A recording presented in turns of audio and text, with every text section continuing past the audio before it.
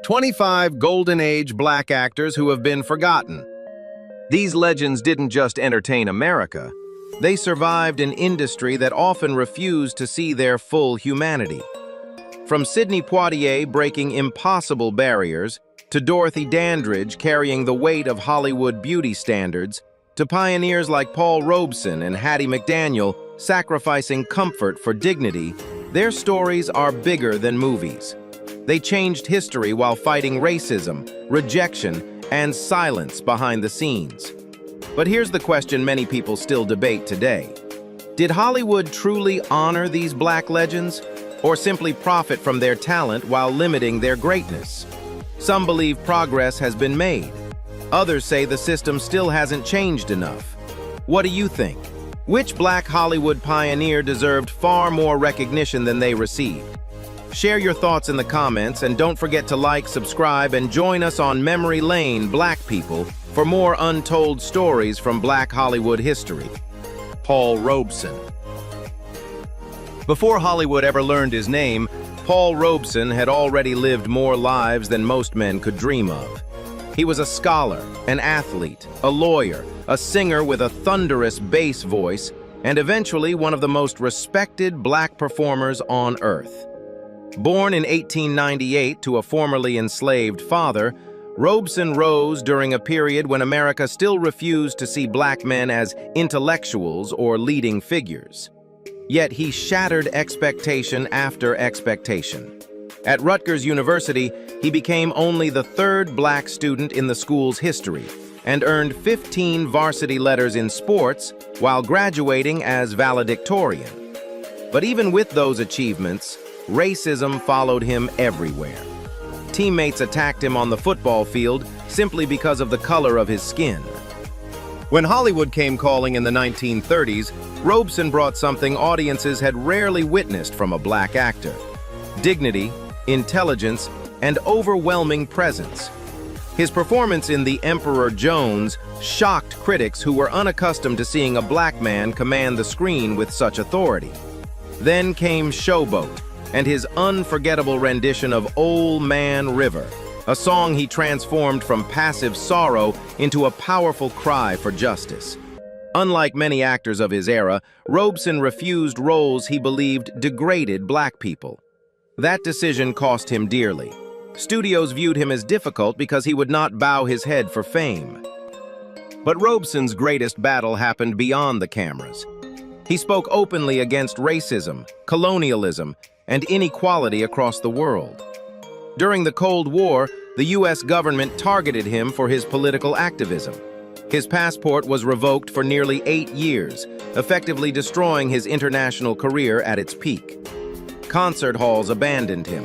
Hollywood erased him. Newspapers attacked him relentlessly. Yet even while isolated, Robeson never apologized for demanding human dignity. By the time he died in 1976 at age 77, Paul Robeson had become far more than an entertainer. He was proof that courage can outlive fame. Long before civil rights marches filled America's streets, Robeson was already standing alone, risking everything so future black artists could stand taller than he ever was allowed to. Dorothy Dandridge. Dorothy Dandridge wasn't just beautiful. She was the kind of star Hollywood had never truly seen before. Elegant, graceful, and filled with quiet fire, she walked into an industry that admired black talent from a distance, but feared giving it real power. And for a brief moment in the 1950s, Dorothy came dangerously close to changing everything. Born in 1922, Dandridge began performing as a child during the brutal years of segregation. Alongside her sister, she toured small theaters and nightclubs across America, often facing discrimination behind the curtain, even while audiences applauded in front of it. But Dorothy possessed something impossible to teach: screen presence. The camera loved her, audiences loved her, and eventually, Hollywood noticed her too. That breakthrough arrived with Carmen Jones in 1954. Dorothy's performance was magnetic, emotional, and unforgettable. She became the first black woman ever nominated for the Academy Award for Best Actress. Overnight, she was transformed into an international sensation. Magazines praised her glamour. Fans saw her as a symbol of sophistication and strength. Yet behind the success, the system around her remained deeply unfair. Hollywood still struggled to accept a black woman as a true leading lady. Many major studios refused interracial romances on screen, limiting the kinds of roles she could receive, no matter how talented she was. As the pressure mounted, her personal life slowly unraveled. Financial problems, heartbreak, and career disappointments weighed heavily on her spirit. The same industry that celebrated her beauty offered very little protection once the spotlight faded. Opportunities became fewer. The fame became lonelier.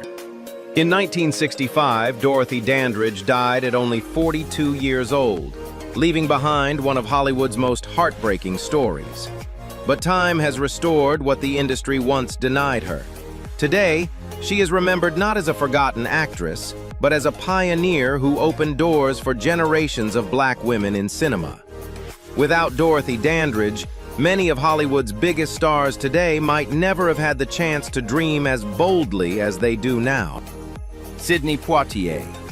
Before Sidney Poitier arrived, Hollywood rarely allowed black men to be intelligent heroes, romantic leads, or symbols of dignity. Most were trapped in shallow stereotypes written to comfort white audiences.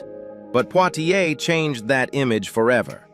Calm, disciplined, and impossible to intimidate, he became the man who forced Hollywood to see black actors differently.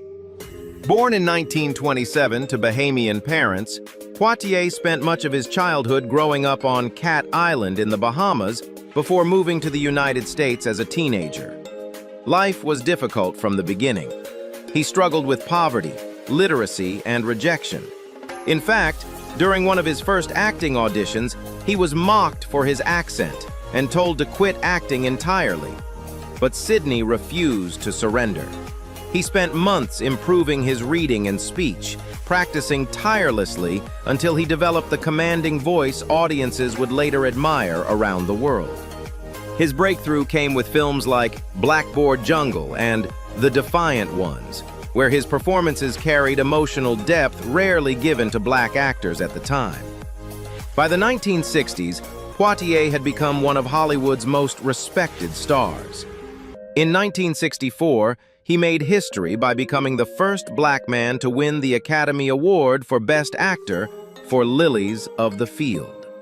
It was more than an Oscar victory.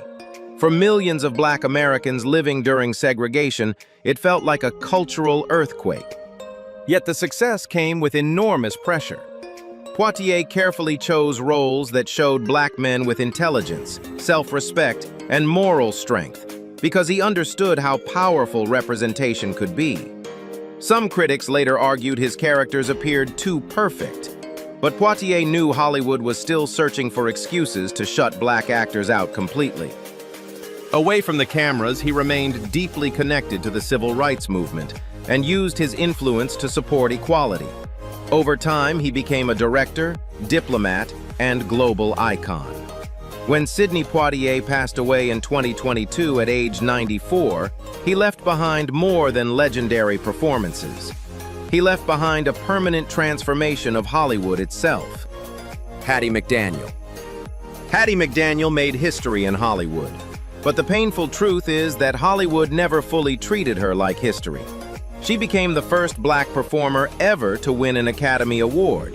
Yet on the biggest night of her career, she was forced to sit separately from her white co-stars because of segregation laws. That moment perfectly captures both her triumph and the cruelty she endured. Born in 1893 to formerly enslaved parents, McDaniel grew up understanding hardship long before fame ever arrived. She began her career as a singer and performer, becoming one of the first black women heard regularly on American radio. Her natural humor, warmth, and unforgettable voice quickly made her stand out. But when she entered Hollywood during the 1930s, opportunities for black actresses were painfully limited. Studios repeatedly offered roles as maids, cooks, and servants, characters designed to stay safely beneath white leads. Still, Hattie refused to disappear inside those roles. She brought personality, intelligence, and emotional honesty to every performance. Audiences remembered her scenes even when the scripts gave her little power. Then came Gone with the Wind in 1939. Playing Mammy, McDaniel delivered one of the film's strongest performances, combining sharp wit with fierce emotional control. The role earned her the Academy Award for Best Supporting Actress in 1940, making her the first Black Oscar winner in history. But success did not erase racism. Some hotels refused her entry. Segregated theaters blocked her from premieres. Even after winning an Oscar, Hollywood continued offering her the same stereotypical parts. At the same time, some civil rights activists criticized her for accepting servant roles at all. McDaniel found herself trapped between a racist industry and impossible public expectations. Despite appearing in more than 300 films, she rarely received the respect given to white stars of her generation. Yet her courage changed Hollywood forever. Every Black actress who stepped onto an award stage after her walked through a door Hattie McDaniel helped force open with talent, resilience, and sacrifice. Canada Lee. Canada Lee was the kind of man Hollywood admired on screen but feared in real life. Strong, intelligent, outspoken, and impossible to control, he became one of the most respected Black actors of the 1940s at a time when America still expected Black performers to remain silent about racism. But Lee refused to stay silent, and that decision ultimately cost him everything. Born Leonard Lionel Cornelius Canagata in 1907, Lee grew up in poverty in New York City before becoming a professional boxer. Fighting in brutal matches helped him survive financially, but injuries eventually forced him out of the ring. What could have ended one life unexpectedly opened another. Lee discovered acting and quickly revealed an extraordinary emotional depth that separated him from nearly everyone around him. On stage and screen, he carried a quiet intensity that audiences could not ignore. His performances in productions like Lifeboat in 1944 and Cry, the Beloved Country in 1951 showed something rarely seen in Hollywood at the time. A Black man portrayed with humanity, intelligence, and emotional complexity. Lee refused to reduce himself to degrading caricatures simply to keep working. While many studios continued pushing stereotypical servant roles, he fought for characters with dignity and substance. But his courage came during one of the most dangerous political periods in American history. During the Red Scare of the late 1940s and early 1950s, Lee openly supported civil rights causes and spoke against racial injustice. That made him a target. Government investigators accused him of communist ties without solid evidence, and Hollywood quickly blacklisted him. Roles vanished almost overnight. Financial pressure, stress, and isolation slowly destroyed his health. Even while seriously ill, Lee fought to complete Cry, the Beloved Country, traveling to South Africa despite enormous political resistance. It became one of the final performances of his life. In 1952, Canada Lee died at just 45 years old. His career had been cut short not by lack of talent, but by a system terrified of outspoken Black voices. Today, many historians recognize him as one of the greatest actors Hollywood never fully allowed to flourish. Woody Strode. Woody Strode looked like the kind of man Hollywood had never quite known what to do with. Towering, fearless, physically imposing, yet deeply controlled, he brought a level of strength and dignity to the screen that challenged decades of racial stereotypes. Long before action heroes became common in Hollywood, Strode was already redefining what a Black leading presence could look like. Born in 1914 in Los Angeles, Strode first gained attention as an athlete. He became one of the early Black players in professional American football during a period when segregation still shaped much of the sports world. But even with his athletic success, Hollywood opportunities remained limited. Black actors were still expected to play servants, sidekicks, or comic relief. Woody Strode refused to shrink himself into those expectations. His breakthrough arrived with director John Ford, who recognized the power of Strode's screen presence. In Spartacus in 1960, Strode delivered one of the film's most unforgettable moments during the brutal gladiator battle against Kirk Douglas. The scene carried enormous symbolic weight. Audiences were watching a black actor portrayed not as inferior, but as physically equal, proud, and heroic beside one of Hollywood's biggest white stars. For many viewers at the time, that image felt revolutionary. Strode later appeared in major films including The Man Who Shot Liberty Valance and numerous westerns that slowly expanded opportunities for black performers in genres that had traditionally erased them. Yet despite his talent, leading roles often remained out of reach because studios still feared placing a black man at the center of major productions. Unlike many actors chasing fame, Strode carried himself with remarkable independence. He chose roles carefully and avoided humiliating stereotypes whenever possible. Off-screen, he projected confidence and discipline that younger black actors deeply admired. By the time of his death in 1994, at age 80, Woody Strode had become more than a respected actor. He had become a symbol of strength, resilience, and quiet rebellion in an industry that spent decades trying to limit both. Lena Horne. Lena Horne was more than a glamorous Hollywood star. She was a woman who walked into an industry built on racial barriers and refused to let those barriers define her worth. With her elegance, intelligence, and unforgettable voice, Horne became one of the most recognizable black entertainers of the 1940s. But behind the beauty and applause was a constant battle against discrimination that followed her throughout her entire career.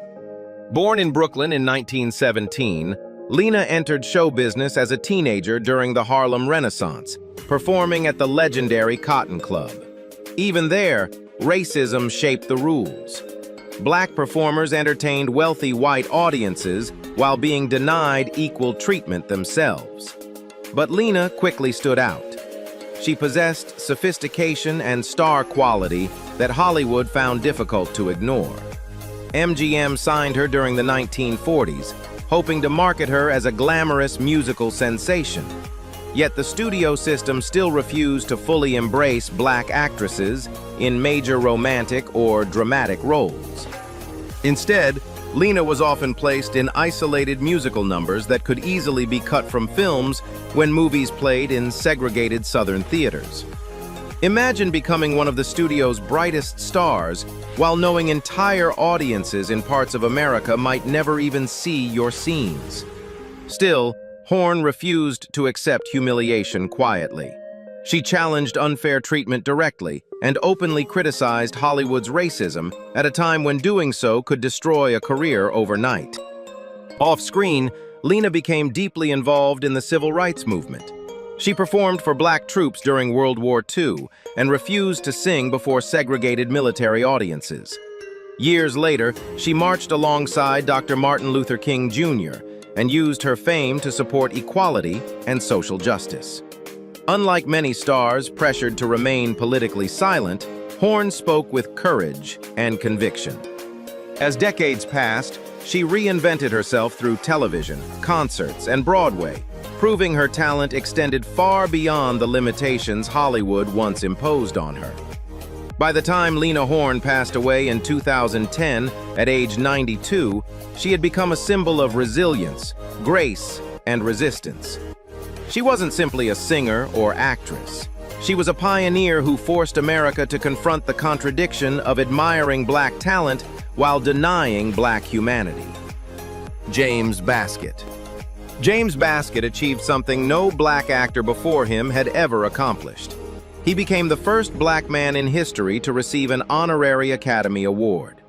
But the heartbreaking truth is that even after making Hollywood history, he was still denied basic dignity because of segregation. His story remains one of the clearest examples of how racism poisoned even the greatest achievements of black performers during Hollywood's golden age. Born in 1904, Baskett began his career in radio before moving into film during an era when opportunities for black actors were painfully restricted. Like many performers of his generation, he was frequently offered servant roles and stereotypical characters.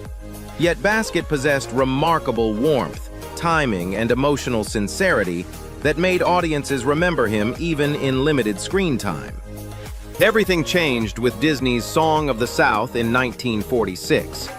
Originally hired to provide voice work, Baskett impressed filmmakers so deeply that he was cast as Uncle Remus, the emotional center of the movie. His storytelling presence, gentle humor, and powerful screen charisma carried the film. Audiences connected deeply with his performance, especially during the now iconic zippity-doo-dah sequences. Walt Disney himself strongly supported Baskett's Oscar recognition because he believed the actor's contribution had elevated the entire production. In 1948, Baskett received an honorary Academy Award, becoming the first black male actor ever honored by the Academy. But behind the celebration stood painful hypocrisy. Because the film premiered in segregated Atlanta, Baskett was not allowed to attend the event alongside his white co-stars. Even after earning one of Hollywood's highest honors, racism still treated him as unwelcome. The controversy surrounding Song of the South later complicated his legacy, as critics argued the film romanticized the South's racial history. Yet many historians believe Baskett himself brought humanity and emotional depth to material shaped by a deeply flawed era. Tragically, his health declined quickly after the film's release. In 1948, only months after receiving the Oscar, James Baskett died at just 44 years old. Though his life was short, his achievement cracked open a historic barrier in Hollywood. Long before diversity became a public conversation, James Baskett had already forced the Academy to recognize black excellence on cinema's biggest stage. Brock Peters. Brock Peters had the kind of voice that could stop a room cold. Deep, commanding, and filled with emotion, it gave power to every role he touched. Yet despite his extraordinary talent, Hollywood never fully rewarded him the way it should have. Like many black actors of his generation, Peters spent years proving himself in an industry that often refused to see black performers as dramatic stars. Born in New York in 1927, Peters originally pursued music before discovering acting. His career changed forever in 1962 with To Kill a Mockingbird. Playing Tom Robinson, a black man falsely accused in the segregated South, Peters delivered one of the film's most heartbreaking performances. His quiet fear and dignity left audiences devastated. Many critics believed he deserved an Academy Award nomination, but Hollywood ignored him completely. Still, Peters refused to fade away. Over the following decades, he built a long and respected career across film, theater, and television. He appeared in projects like Carmen Jones, Porgy and Bess, and later became beloved by younger audiences through Star Trek. No matter the role, he brought intelligence and authority to the screen. What made Brock Peters special was his ability to project strength without needing loud performances. He carried himself with grace, even when opportunities remained limited. By the time he died in 2005 at age 78, Peters had earned deep respect from fellow actors and filmmakers alike. Hollywood may not have given him every honor he deserved, but audiences never forgot the emotional power he brought to the screen. Ossie Davis. Ossie Davis believed acting should mean something. For him, movies were not just entertainment. They were a chance to challenge racism, inspire pride, and tell the truth about black life in America. Calm, intelligent, and fearless with his words, Davis became one of the most respected voices of both Hollywood and the civil rights movement. Born in Georgia in 1917 during segregation, Davis grew up witnessing injustice from an early age. After serving in World War II, he moved into acting and quickly gained attention for his powerful stage presence and thoughtful performances. But unlike many actors who stayed silent to protect their careers, Davis openly criticized Hollywood's treatment of black performers. Alongside his wife, the legendary Ruby Dee, Davis became deeply involved in civil rights activism. The couple marched alongside leaders like Dr. Martin Luther King Jr. and supported major social causes throughout the 1960s. Davis also became famous for delivering the emotional eulogy at Malcolm X's funeral, a speech still remembered today for its honesty and strength. His acting career remained impressive as well, with memorable appearances in Do the Right Thing, Malcolm X, and many other productions. Behind the camera, Davis also fought to create more opportunities for black filmmakers and writers. When he passed away in 2005 at age 87, Ossie Davis left behind more than films and speeches. He left behind a legacy of courage, dignity, and determination that continues inspiring generations today. Clarence Muse. Clarence Muse spent decades helping build Hollywood, yet his name is rarely mentioned among the industry's early legends. That's surprising because Muse was one of the first black actors to challenge stereotypes during the earliest years of American cinema. At a time when black performers were expected to play exaggerated caricatures, he fought to bring dignity and humanity to every role. Born in 1889, Muse entered entertainment long before Hollywood offered meaningful opportunities to black artists. He worked not only as an actor, but also as a writer, composer, and creative advisor. In 1929, he appeared in Hearts in Dixie, one of the first major talking films featuring a predominantly black cast. It was an important moment in film history, even if Hollywood later failed to fully recognize it. Throughout the 1930s and 40s, Muse often found himself cast as servants or workers, because those were among the few roles available to black actors. But unlike many performances of that era, Muse refused to portray his characters as foolish or weak. He gave them intelligence, warmth, and quiet strength that audiences could connect with. What truly made Muse remarkable was his longevity. While many early stars disappeared from Hollywood, he continued working for more than 50 years, appearing in over 150 productions. Even late in life, younger black actors respected him as a pioneer who had survived some of the harshest periods of racial discrimination in entertainment. When Clarence Muse died in 1979 at age 89, he left behind a legacy built on persistence and integrity. He may never have become Hollywood's biggest star, but he helped open doors that countless others would later walk through. Juan Hernandez.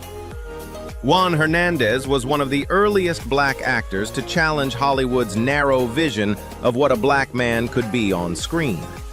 At a time when studios mainly offered roles as servants, clowns, or background figures, Hernandez carried himself with intelligence, pride, and quiet authority. He refused to reduce himself to stereotypes, even when doing so could have made his career easier. Born in Puerto Rico in 1896, Hernandez first worked as a circus performer and radio actor before entering films. His deep voice and commanding presence quickly made him stand out.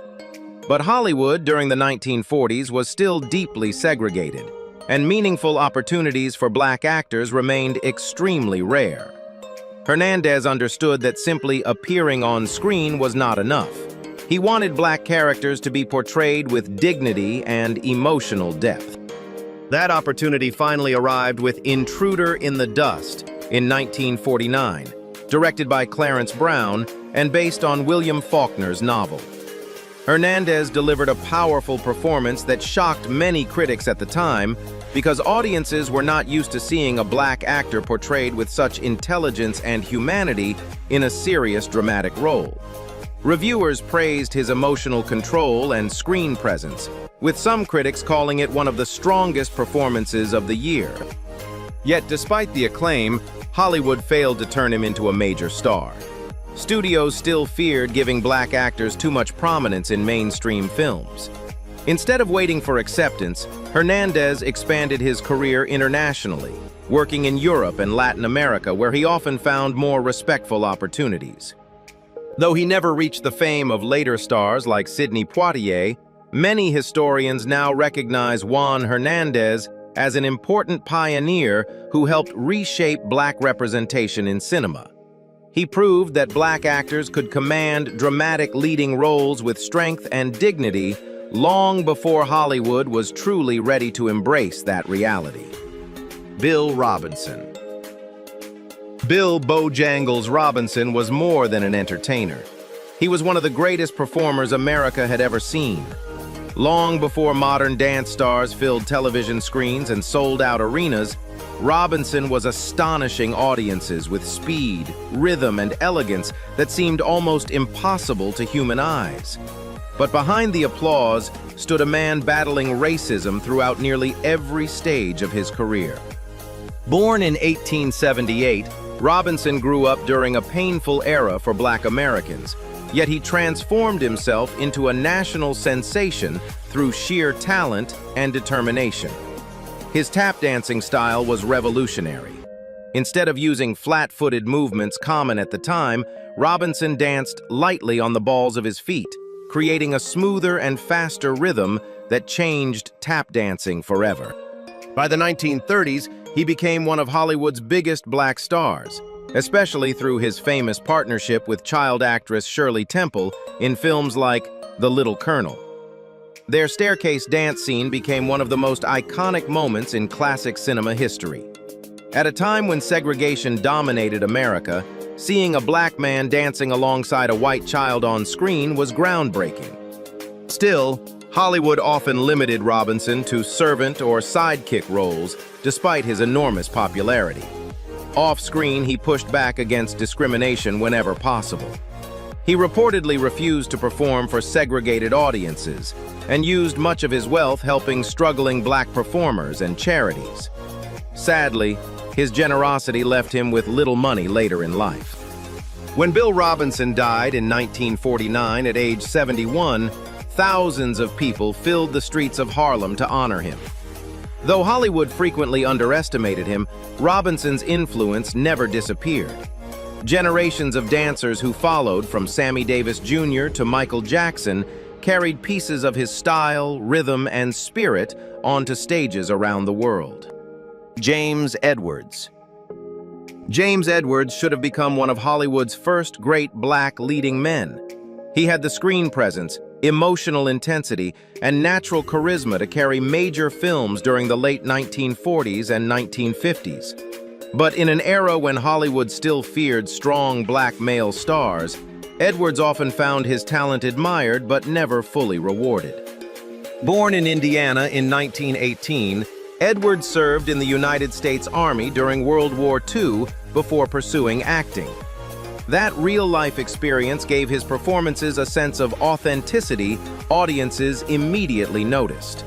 His breakthrough arrived in Home of the Brave in 1949, where he portrayed a black soldier dealing with racism and psychological trauma during wartime. The role was groundbreaking because Hollywood rarely allowed black characters to show emotional complexity or vulnerability. Edwards delivered a performance filled with pain, restraint, and humanity that deeply impressed critics.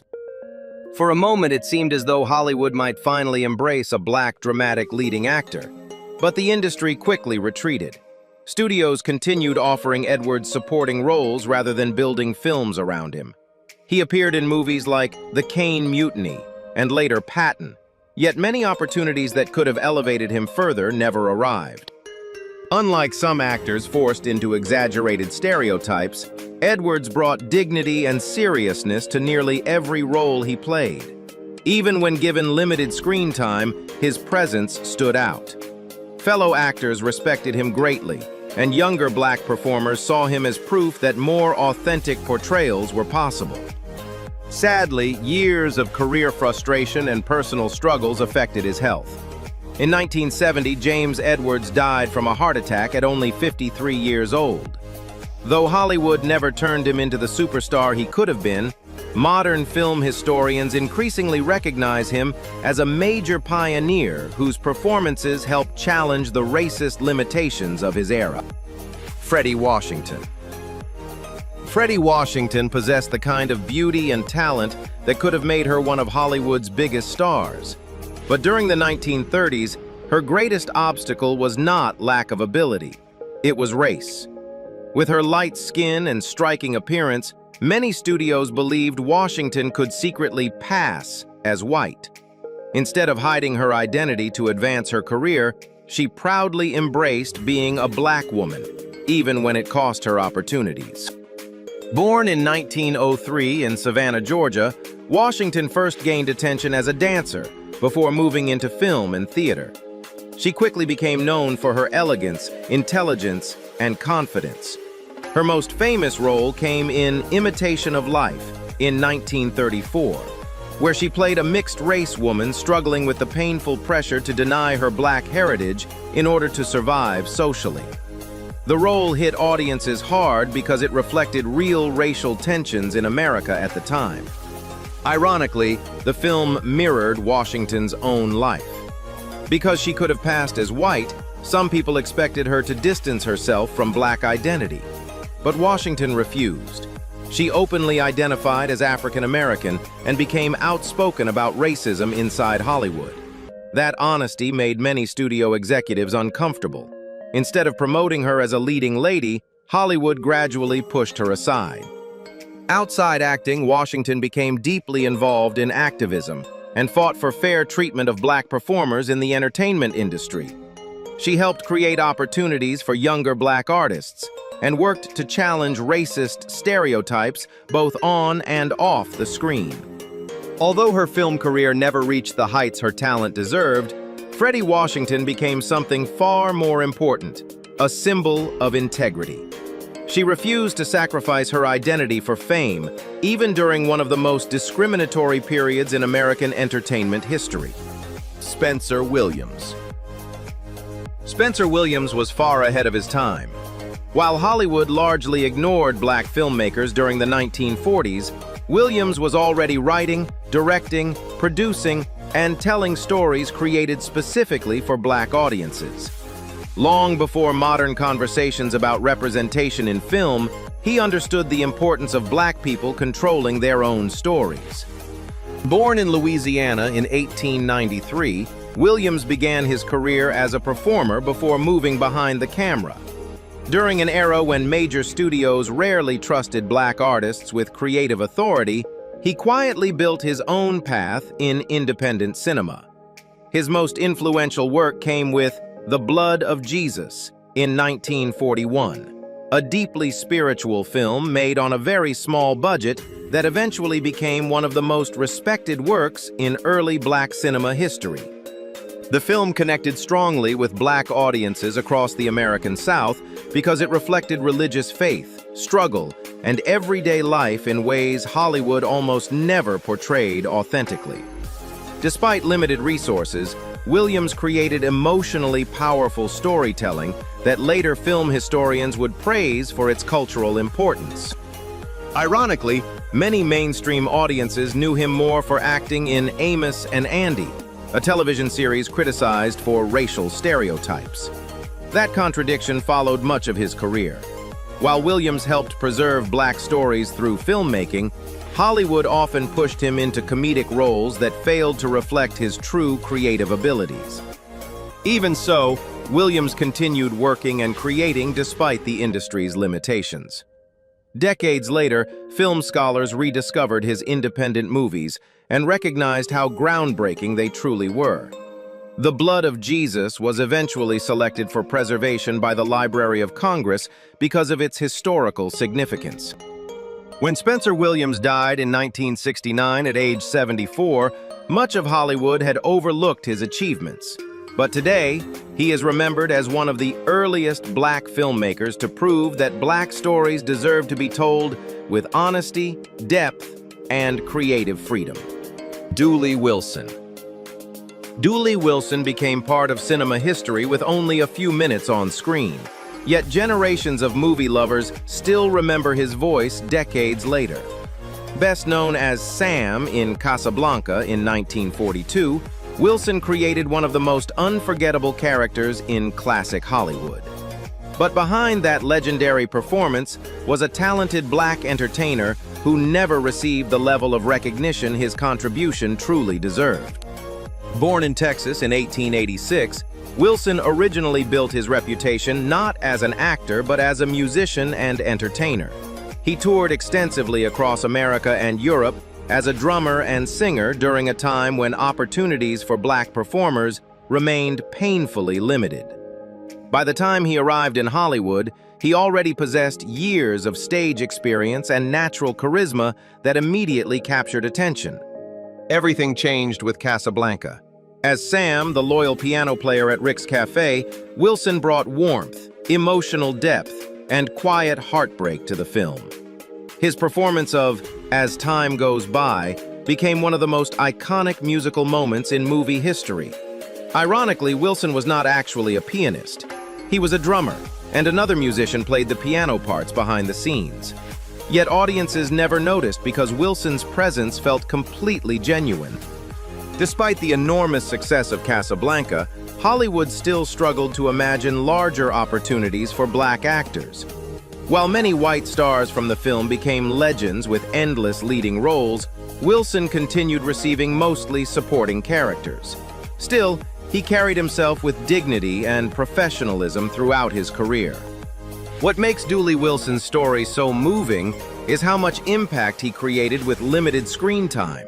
In an era when black actors were often pushed aside, Wilson delivered a performance so memorable that audiences continue quoting lines connected to his character more than 80 years later. When he died in 1953 at age 67, Hollywood lost a performer whose quiet brilliance had helped shape one of the greatest films ever made. Harry Belafonte. Harry Belafonte was never satisfied with being only a celebrity. While Hollywood saw him as handsome, talented, and marketable, Belafonte wanted something much bigger than fame. He wanted justice. Throughout his life, he used his success not simply to entertain audiences, but to challenge racism, inequality, and fear both inside and outside Hollywood. Born in Harlem in 1927 and raised partly in Jamaica, Belafonte experienced poverty and discrimination early in life. After serving in the U.S. Navy, he discovered acting and music, eventually becoming one of the most successful entertainers of the 1950s. His album Calypso became the first LP in history to sell over 1 million copies, turning songs like Day-O into worldwide sensations. But unlike many stars who avoided controversy, Belafonte openly embraced activism. In Hollywood, he became one of the first black actors presented as a sophisticated leading man. Films like Carmen Jones and Island in the Sun challenged racial barriers at a time when interracial relationships on screen still sparked outrage across parts of America. Many studios feared his growing influence because Belafonte refused to stay politically quiet. Off-screen, his role in the civil rights movement became historic. He worked closely with Dr. Martin Luther King Jr., helping raise money for protests, supporting activists financially, and speaking out during some of America's most dangerous racial conflicts. Belafonte even used his own resources to bail activists out of jail and support freedom marches throughout the South. What separated him from many celebrities was his willingness to risk his career for principle. He understood that fame without purpose meant very little. By the time Harry Belafonte passed away in 2023 at age 96, he had become far more than an entertainer. He stood as one of the most influential cultural and political voices ever produced by Black Hollywood. Herb Jeffries. Herb Jeffries rode into Hollywood at a time when black actors were almost never allowed to be heroes, especially not in Western films. During the 1930s, cowboys on screen were nearly always white, while black performers were pushed into servant or comic roles. Jeffries changed that image completely, becoming one of the first black singing cowboys in American movie history. Born in 1913, Jeffries possessed striking good looks, confidence, and a powerful singing voice that first helped him succeed in music. He later performed with Duke Ellington's orchestra, gaining respect as a jazz vocalist before turning toward film. But Jeffries wanted more than music fame. He wanted black audiences to see themselves as brave heroes, riding across the screen with pride and dignity. That vision led to films like Harlem on the Prairie in 1937 and The Bronze Buckaroo in 1939. These low-budget westerns featured black casts and gave African-American audiences something Hollywood rarely offered at the time: heroic black cowboys fighting villains, protecting communities, and leading adventures. For many viewers during segregation, simply seeing a black man portrayed as fearless and honorable felt revolutionary. What makes Jeffries' story even more fascinating is that he had a light complexion and could often pass as white if he chose to. Some opportunities existed for him to avoid identifying publicly as black, but Jeffries refused to deny his heritage. Instead, he embraced black cinema and used his career to uplift black representation during an era of intense discrimination.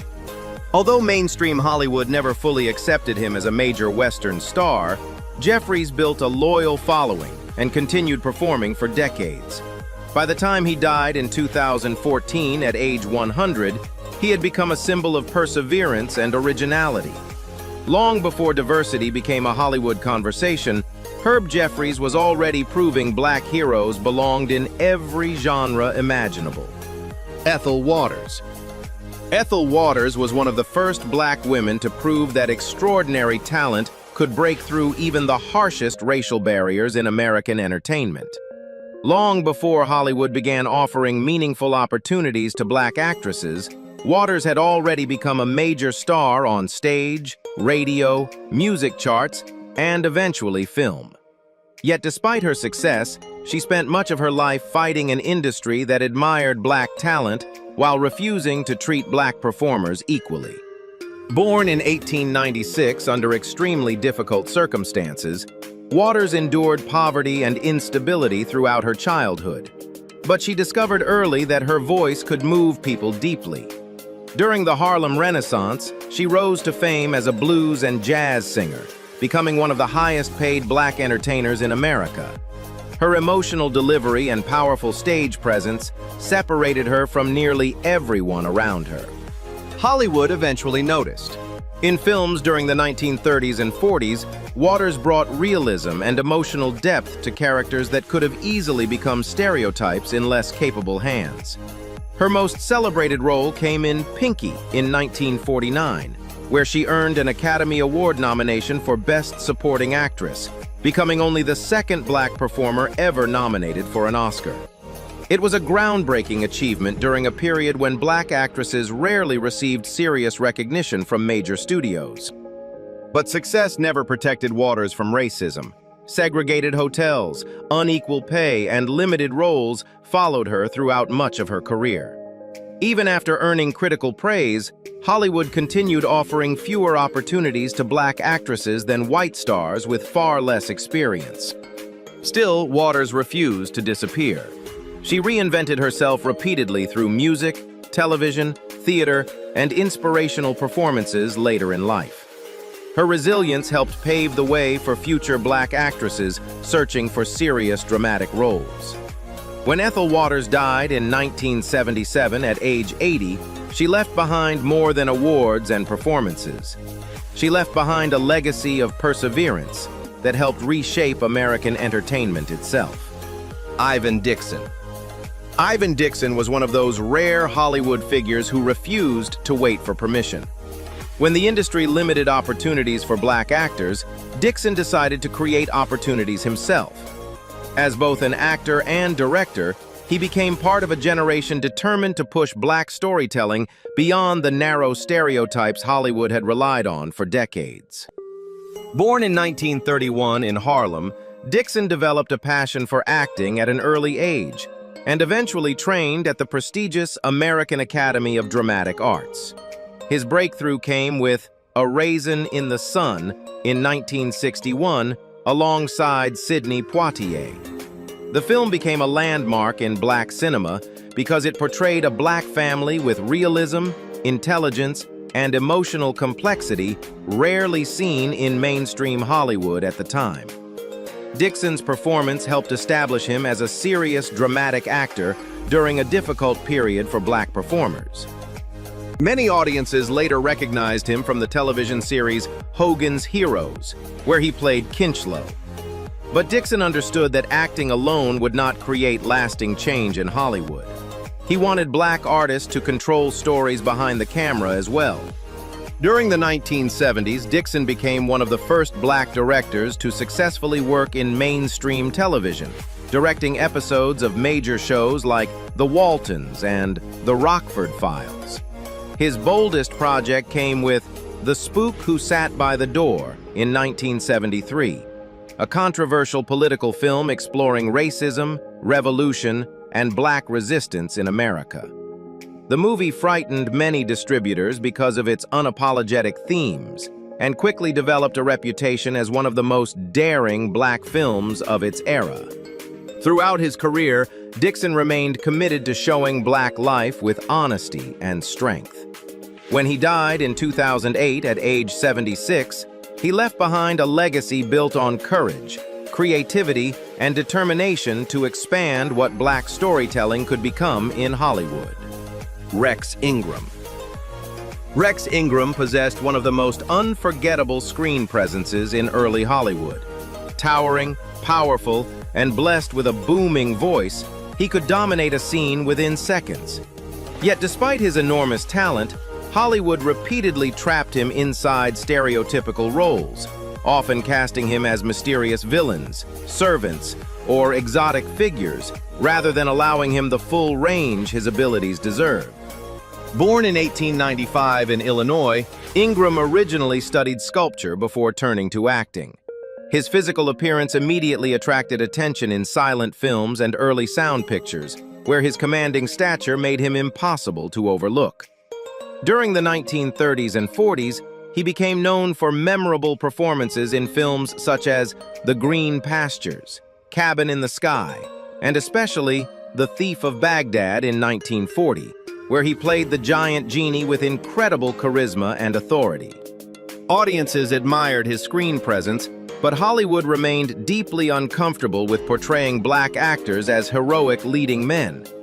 Instead of expanding his opportunities, studios often reduced Ingram to roles built around fear, mysticism, or physical intimidation. It frustrated him deeply because he knew he was capable of far more. Unlike some performers willing to accept any role for fame, Ingram tried to protect his dignity carefully. Over time, he became increasingly selective, even walking away from projects he believed insulted black people. Eventually, he found more respect working abroad in Europe, where audiences often appreciated his talent more openly than Hollywood did. Despite the limitations imposed on him, Rex Ingram helped challenge old stereotypes simply through the strength of his performances. He showed that black actors could command authority, intelligence, and dramatic power on screen long before Hollywood became comfortable acknowledging it.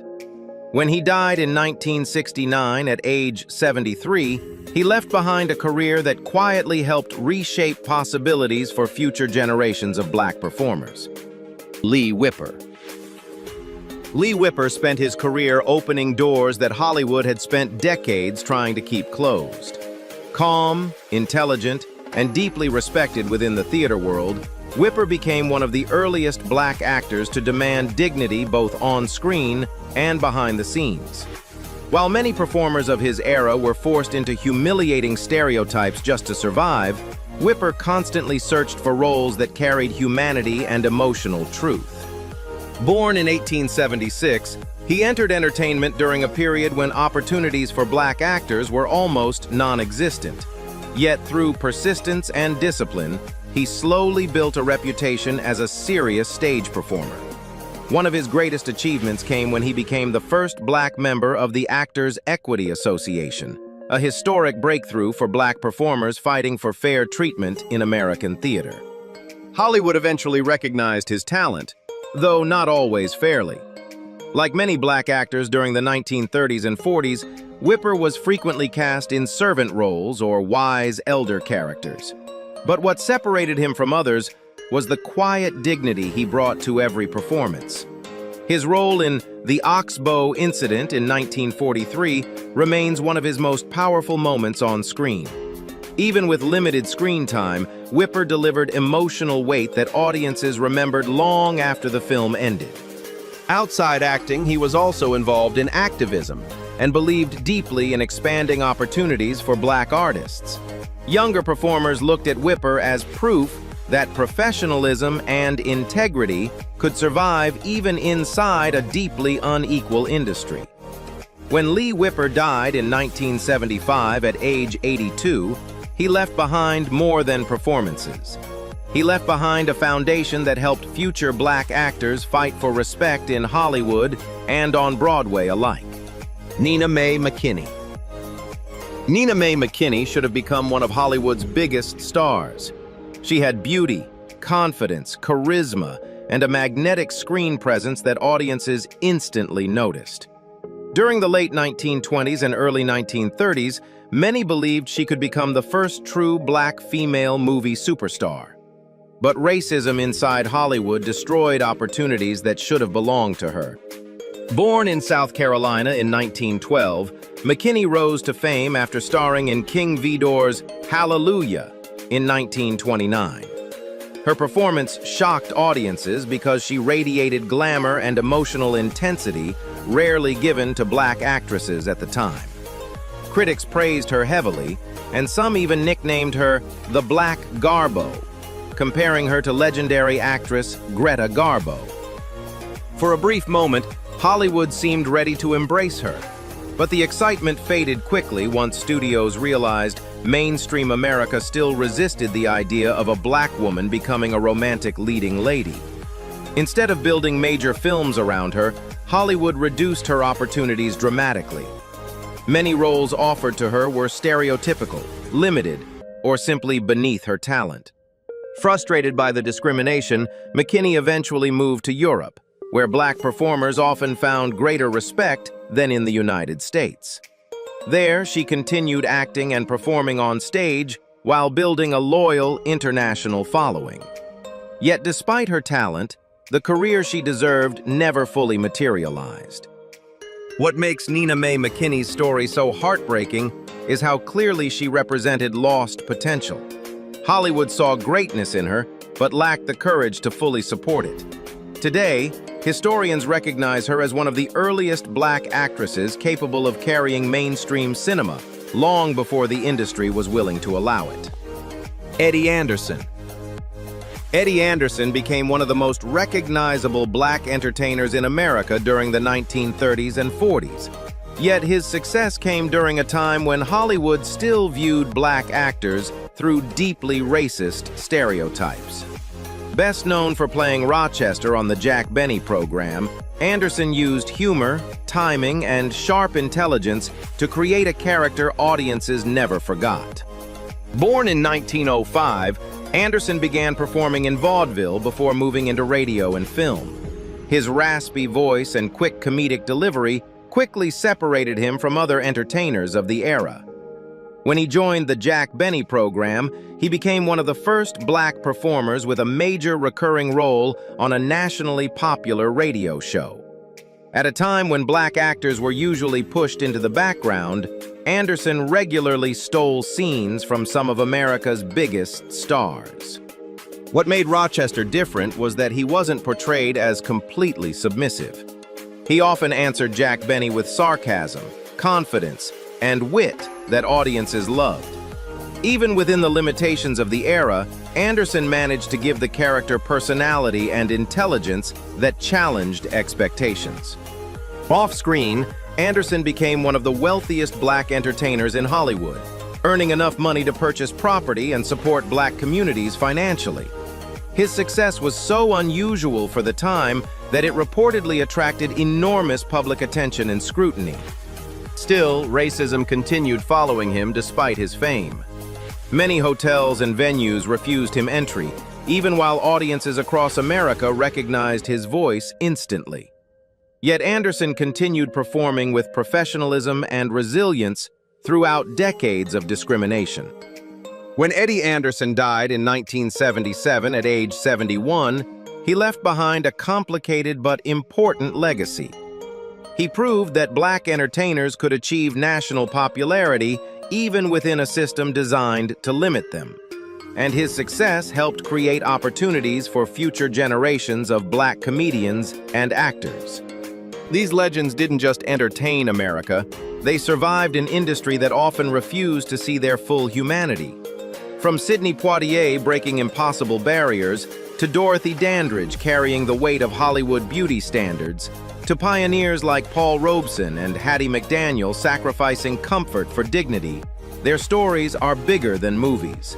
They changed history while fighting racism, rejection, and silence behind the scenes. But here's the question many people still debate today. Did Hollywood truly honor these black legends, or simply profit from their talent while limiting their greatness? Some believe progress has been made. Others say the system still hasn't changed enough. What do you think? Which black Hollywood pioneer deserved far more recognition than they received? Share your thoughts in the comments, and don't forget to like, subscribe, and join us on Memory Lane Black People for more untold stories from Black Hollywood history.